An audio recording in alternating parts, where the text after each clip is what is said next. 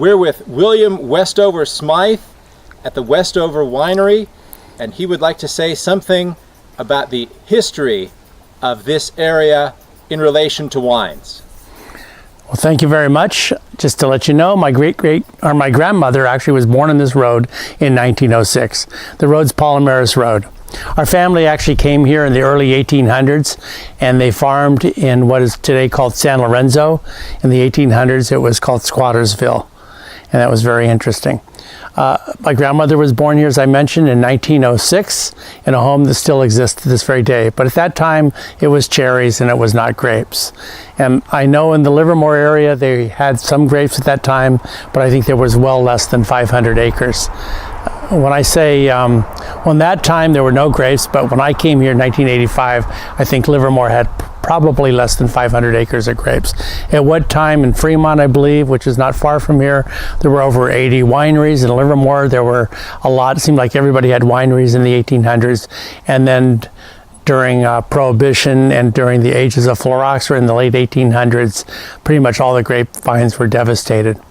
Our family goes back in the wine business back to 1881, when one of the members of our family, who was raised in San Lorenzo, California, she moved to Napa and she bought 20 acres of property from Charles Krug. Her husband committed suicide at the time and left her as a widow with 2 children. So she decided to take the 20 acres and build a winery. Today, the winery is called the Freemark Abbey Winery, but in that time it was called the Tixon Winery, named after her last name, her married name. And that was in 1881. She's noted by the Napa Historical Association as being the official first woman winemaker in the state of California. Well, in 1985, I bought this property here on Palomares Canyon. My next door neighbors were the Chenards, and they were just starting a winery at that time. And they came next door to me and they said, how would you like to plant grapes? And I said, well, that sounds like a cool idea. All I know about wine at that time was that it came in a box. And I was in my 20s at that time, so I was very, very young. So I said, well, it sounds like a plan. I'll grow some grapes here. So I started growing grapes here and having a small family winery, starting it from scratch here on this property. At that time, the only other grapes in the areas in Castro Valley were at the Chenard Winery. And there were some wineries, I think there were probably about 6 or 7 or 8 wineries in Livermore Valley at the time. Today in Livermore Valley, of which we're considered Livermore Valley, even though we're not in Livermore, there's probably over 60 to 70 wineries in that same area. We planted Chardonnay grapes at that time. We planted about 500 vines, and things got a little bit bigger and bigger and bigger. We started making red wines, white wines, and tasting was busy wine club, and started making ports, and things got bigger and bigger, and that's kind of where we are today. So let's talk about some of the grapes that we have here at Westover Winery. Most of the vines I mentioned, we planted over 450 vines. They're mostly Chardonnay at that time. But as you can notice right here, we do have some grapes here. These ones here happen to be Cabernet Sauvignon. We do have some Merlot on the property. We have some Pinot, and we do have a little bit of Tempranillo. Tempranillo is actually a Spanish grape.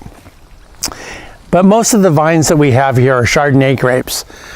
We planted the grapes in 1986 from rootstocks, little bare rootstocks that we dug our little hole, and it usually takes about 4 to 5 years for the vines to get into their maximum production stage. Right now the vines, of course, being planted in 1986, now being 2019, they're pretty old and they're starting to see the last of their life cycle. So we will start replanting pretty soon. The vines, most of the vines, as I mentioned, we have Chardonnay. We make Chardonnay wine out of it. We also have Chardonnay port. And we do, as we mentioned earlier, we do everything from sparkling wines to wine, red wine, white wine, dessert wines, and we have a variety of different ports that we do. But we do actually take some of our Chardonnay grapes and we make a white port out of that. So let's talk about the care and maintenance of the vineyard during the year. It all starts out at the beginning of the year when we prune, usually about January or February.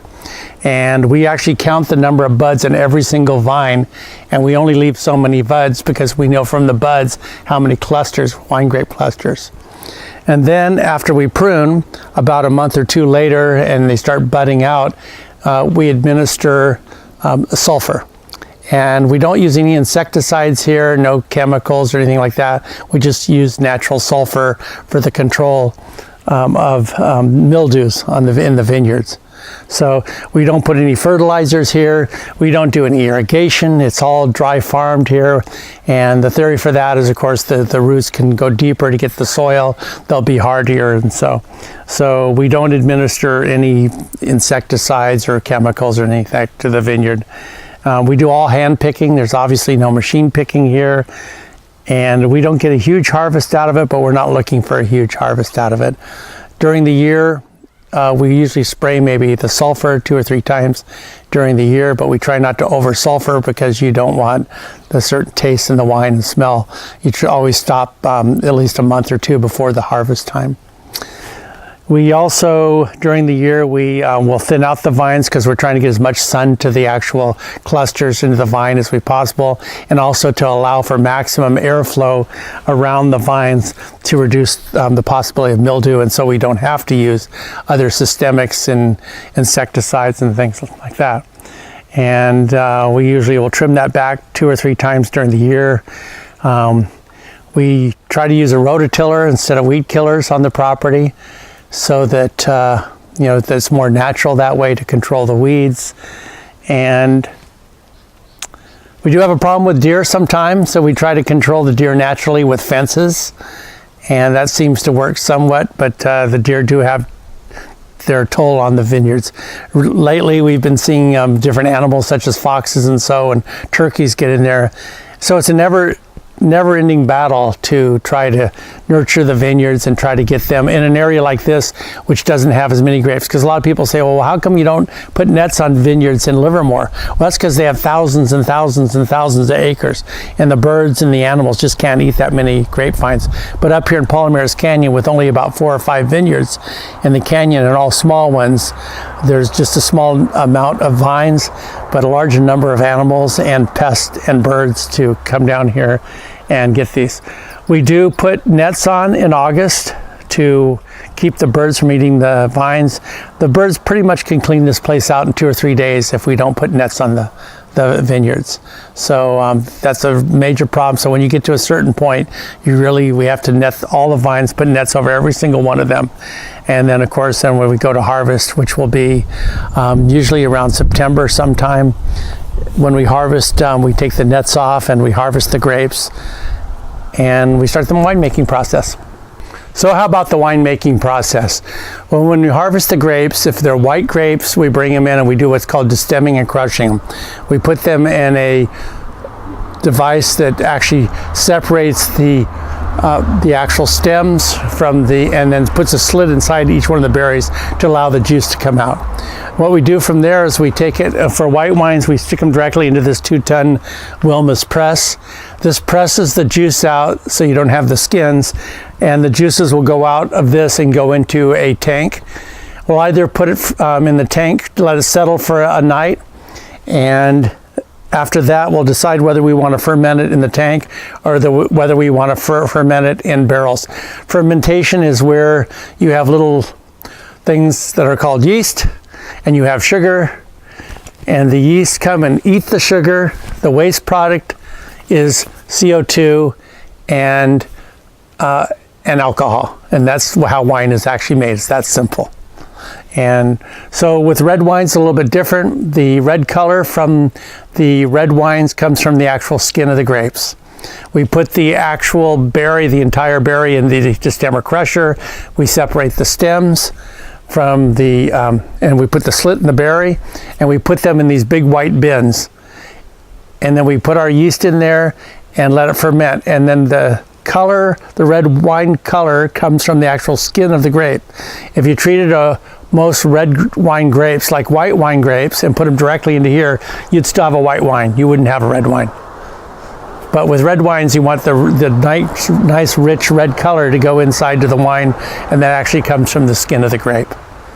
Then we let it sit in those, and wine's actually made in about 5 to 10 days, depending on how cool it is and how fast everything ferments. And then we stick it into the press just to get the juice out. So now we have a nice, rich, dark red juice. Stick it in the press, and from there, it goes into the barrels, and it could be in the barrels from anywhere from 2 years to 3 years into these oak barrels that we have. So now we're in one of the barrel rooms here, and this is where the wine sits for up to 2 to 3 years.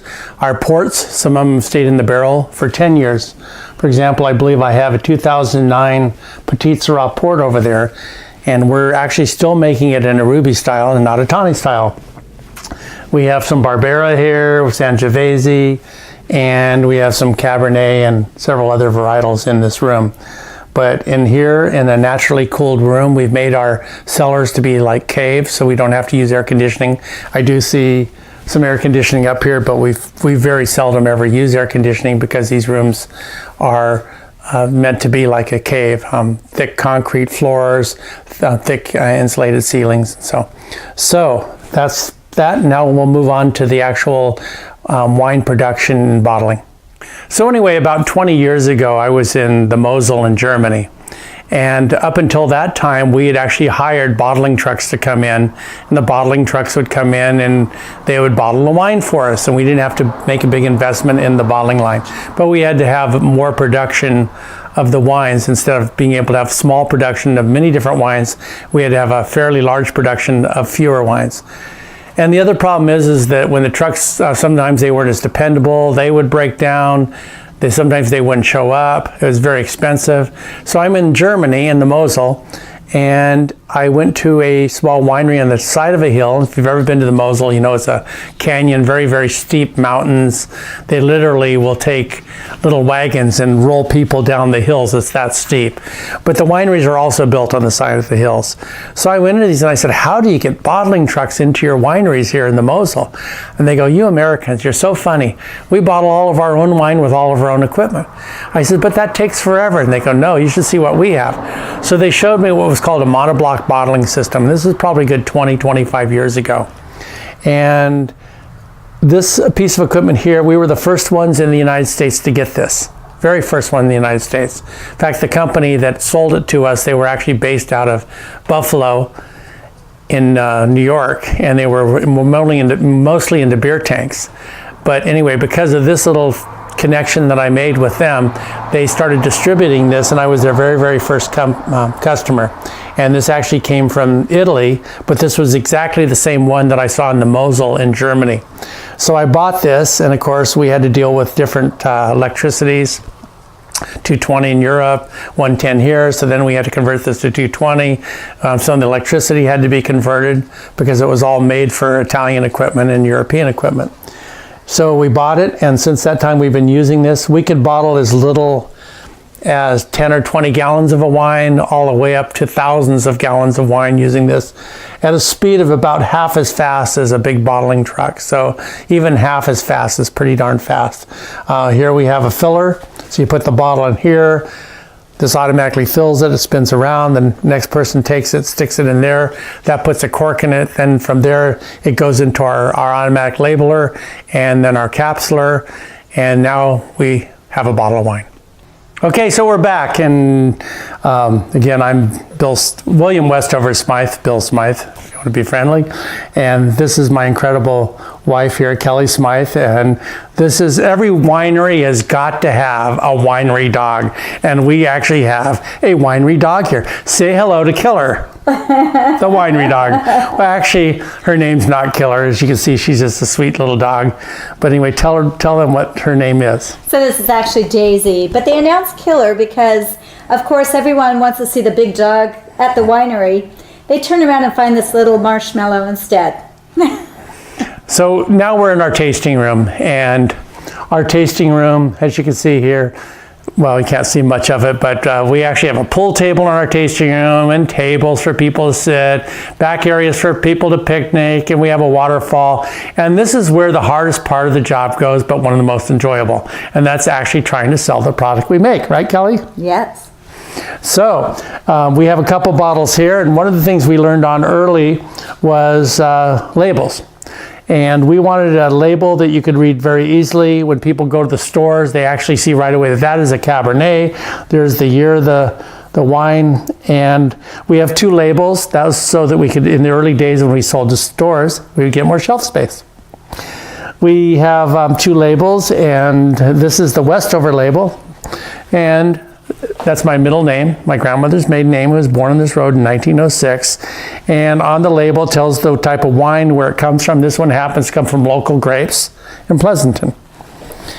This is a vintage 2012. Now this is our other label, and on this label we actually went to the stores once and we surveyed people in the stores what type of labels that they tended to like the best. And what we actually found out was sometimes the simpler the label, the more elegant and the more expensive the wine. And so we came up with this label here, and it actually has a picture of a plow that my great-great-grandfather built in 1875, the first plow in history that you actually rode on. And this plow actually has been at the Smithsonian Institute, built in 1875. And before that time, the oxen would pull the plow, and you'd walk behind the plow and you'd plow your fields. Well, my family, being the lazy family that we were, they actually said, well, why don't we get a chair and put it on top of the plow? And they did that, and they built what was called the high ride plow. And that's in the picture on this label here. And so that's our second label. Kelly and I pour on the weekends, meet the customers. We met a lot of interesting people. Can you think of some more interesting ones you met?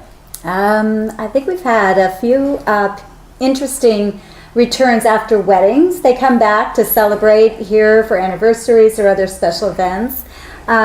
We've had people that have been to different parts of the world, and they come in and we talk about the wines and how different they are in different regions and different countries. So we have a lot of fun. We've actually met people from all over the world here. That's a lot of fun. We've had weddings. We've had lots of type of events, cowboy weddings, all kinds of events you can think of, and it's been fun. We're trying to slow down a little bit. We had a wine club with 950 people at one time, and we canceled that wine club. We got rid of all of our stores, all of our restaurants, and said, you know what, we just want a fun little business out of our home where we can just have fun and meet people, and that's where we are today. And now we're going to talk about California wine and French wine. Okay, but before we do that, I'm going to tell you about this brand new wine we came up with. This is the first wine that even children can drink and not without any problems. This is called Cabernet Sauvignon.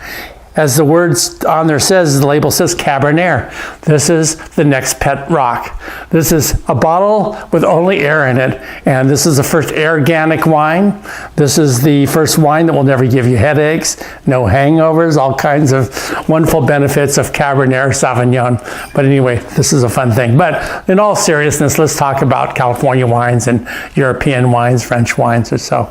Some people say, what is the difference between the California wines and wines from all over the world, especially from Europe?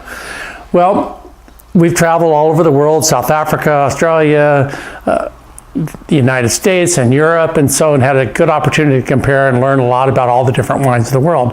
Well, what is the big difference between the areas of the world? The real big difference is the geography and the climate. Some areas have cool ocean climates coming in and cool mornings and warm days. There's other parts of the world that they're just constantly hot all the time. There's in South Africa, they may have the same thing. They may have the cool warm oceans on some part of it, and then cool days and nights. Everybody has different types of geographies and climate conditions. I think that's probably one of the biggest things that differentiates the different wines. So in Europe, for example, they have short growing seasons. And so their grapes, while our grapes are already budding out in California and starting to develop, the grapes in Europe, they don't bud out until maybe a month later. And then what happens at the end of the year? Well, in Europe, it's starting to get colder earlier in the year. In California, it stays warm sometimes until, what, October? October, we hope. One time we even harvested in December. So we have longer growing seasons here. So in Europe, they have a hard time getting their acid levels down. So for example, here's how it works. In a grape, you have sugar and you have acid. And what happens is the sugar at first is very low. The acid inside the grape is very high. That's why you taste a grape that's has not been on the vine very long. It's going to be very acidic. As the season moves on, the acid lowers and the sugar levels go way up. So when we harvest, we may have a sugar level of about 23%, 24, 25%, and the acid level is much, much lower. So the grapes are very, very sweet. Well, in Europe, they have a problem because a couple problems they have. Number one is they have a hard time getting the grapes ripe enough, so they have to pick them earlier, and they have an acid level so much higher, so the grapes are a little bit more bitter. And that's why I think in Europe you tend to see more mixing and blending of grapes and wines in order to get the taste that they want. And believe me, the European wines, and Kelly and I recently got back, we had some very good wines, didn't we? Very nice wines. So European wines, we're not degrading them at all. They've done a great job with the conditions they have to work in, but California has the best growing probably climate of anywhere in the world. And then I think South Africa has a great one, the Stellenbosch, the Paarl Valley. In Australia, they have some really good long growing seasons, and that's what helps gets the grape taste to what they want. But in Europe, they do have to fight when it rains. One of the problems if you get summer rains, if you get a summer rain, what happens often you'll get rot and you'll get mildew. Well, we don't have summer rains here in California, and other countries around the world have a similar climate to what we have, Chile. And so they don't have to fight it with what Europe has to fight with. But Europe's been making wine a long time. They have some incredible varietals, they have some incredible wines, and they've done a great job dealing with the climate situation that they have to deal with. And anything else you have to add? I enjoy them both. But go Cabernet Sauvignon. Well, we're back, but we're actually about ready to say goodbye. Kelly and I really hope you enjoyed your visit to Westover Winery and Paul Maris Winery here today. We hope to learn a little bit more about wine. Our winery is open from 12 to 5 on Saturdays and Sundays. No appointments requested. And we have about 9 wines, ports, red wines, white wines to taste. We don't charge tasting fees if there's a purchase. Wines run around $20 to $25, super reasonably priced. Great picnic area in the back. We have a waterfall. Ping pong, pool tables, lots of fun for kids to see the chickens. And are we animal friendly? Very. So bring your behaved dog or cat or whatever, and Come meet Daisy. come meet Daisy, killer dog. But we hope that you've had fun walking around our home and our winery with us today, and we wish you good drinking. Cheers.